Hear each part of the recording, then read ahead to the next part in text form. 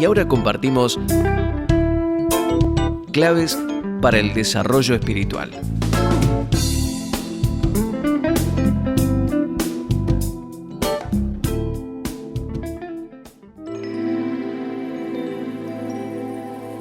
¿Qué tal, queridos amigos? Muy bienvenidos a Claves para el Desarrollo Espiritual. Hoy quiero hablar acerca de la corrección. La corrección que cada uno de nosotros, los que de alguna manera ocupamos un lugar de liderazgo, ya sea dentro de nuestra familia como padres o aún dentro de la congregación como líderes, pastores, maestros, en algún momento determinado nos vemos involucrados en esta tarea de traer corrección, y es necesario hacerlo con maestría y con sabiduría, porque desviarse hacia la derecha o a la izquierda es una tendencia natural en todos los seres humanos, y la responsabilidad del padre, del pastor, del líder, exige que esté comprometido con apartar de la maldad a las personas, a muchos. Malaquías capítulo 2, versículo 6 dice: «La ley de verdad estuvo en su boca, e iniquidad no fue hallada en sus labios. En paz y en justicia anduvo conmigo, y a muchos hizo apartar de la iniquidad». Esta es una tarea que hay que realizar con sabiduría, y el pasaje que vamos a leer hoy, en 2 de Timoteo capítulo 2, versículo 24 y 25 dice: «Porque el siervo del Señor no debe ser amigo de contiendas, sino amable para con todos, apto para enseñar, sufrido. Debe corregir con mansedumbre a los que se oponen, por si quizás Dios les conceda que se arrepientan para conocer la verdad». Acá el apóstol Pablo le recuerda a Timoteo algunas cosas que vamos a compartir, y una de ellas, en primer lugar, es que el siervo de Dios no debe ser esa clase de persona que se enreda en discusiones inútiles y acaloradas. Esta es una exhortación que el apóstol Pablo, repite varias veces en sus 2 cartas al joven pastor. Y le habla acerca de esto porque muchos de nosotros, o deja en claro estas indicaciones, porque muchas veces nosotros pensamos y tenemos la tendencia a creer que la verdad penetra en el corazón de aquellos que nos están escuchando por la elocuencia o la vehemencia de nuestros argumentos o la profundidad de nuestros argumentos. Y nuestras enérgicas discusiones, sin embargo, a veces están reflejando nuestra falta de amabilidad, de paciencia y de empatía con la persona que nos está escuchando. Porque algo que tenemos que tener bien presente es que debemos ser amables aún con aquellos que ven las cosas de una manera totalmente diferente a como la vemos nosotros. Y a veces tenemos la tendencia de querer inculcar nuestra posición, y al no ser bien aceptados o recibidos, empezamos a hablar de una manera bastante acalorada, con mucho énfasis, con mucho denuedo, pensando que de esa manera la persona va a aceptar lo que nosotros estamos diciendo. Pero no siempre es así. Y en segundo lugar, Pablo le enseña a Timoteo, a este hijo espiritual que él tenía, que él había sido llamado a ser sufrido. ¿Y qué significa esto? Bueno, es que nuestra responsabilidad es advertir, es exhortar al cambio, es guiar a las personas, pero no podemos insistir en que la otra persona reciba sí o sí nuestro consejo. A veces, como pasó con Pedro, cuando el Señor le advirtió que lo iba a traicionar, Cristo nos da un buen ejemplo de cómo tratar con aquellas personas que no aceptan el consejo o la dirección que podamos tratar de darle.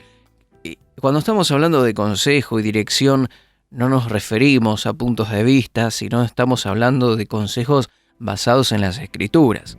Y el Señor nos deja una gran enseñanza, porque cuando Él le dice a Pedro que lo iba a negar, Pedro inmediatamente dijo: no, aunque todos te dejaren, yo no lo haré. Aunque todos te negaren, yo no te voy a negar. Y a veces, como pasó con Pedro cuando se le advirtió que iba a traicionar a Jesús, el Señor, ¿qué fue lo que hizo? Se calló la boca y dejó que Pedro prosiguiera con su necedad. El maestro repitió 2 veces su advertencia y luego se calló. Él sabía que sus palabras seguirían trabajando en el corazón de Pedro para producir a su tiempo el fruto necesario.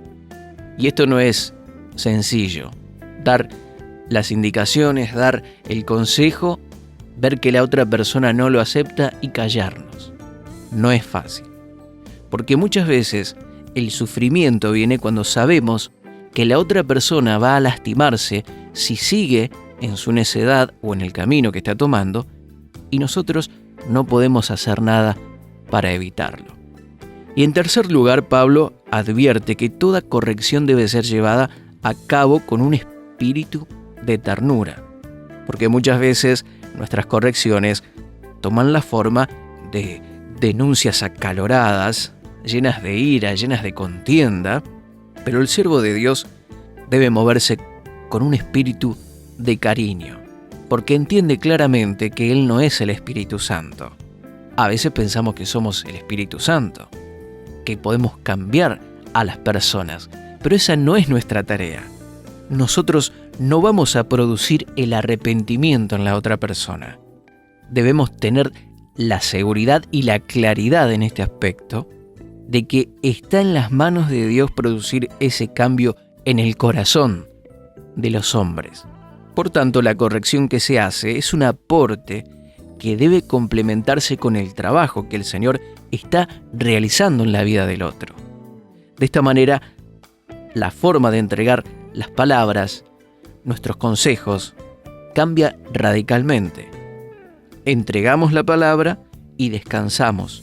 Entregamos el consejo y descansamos, confiando en la obra soberana del Espíritu Santo, cuya función, entre otras, es convencer al mundo de pecado, como dice San Juan capítulo 16, versículo 8. Cuando veamos a alguien que ha fallado, en falta, acerquémonos para dar la palabra, pero en su medida justa, y que el resto de nuestra energía, ese énfasis, ese acaloramiento, esos deseos, hasta parece a veces impertinente para que la otra persona cambie, canalicémoslos orando y hablándole a Dios de lo que estamos viendo en la vida de esa otra persona. Es decir, hablemos menos y oremos más. Seguramente nuestra corrección será mucho, pero mucho más efectiva. ¿Cuál es tu reacción cuando ves a alguien que falla o que tiene comportamientos incorrectos? ¿Inmediatamente quieres cambiar a la persona? ¿Quieres decirle tu punto de vista?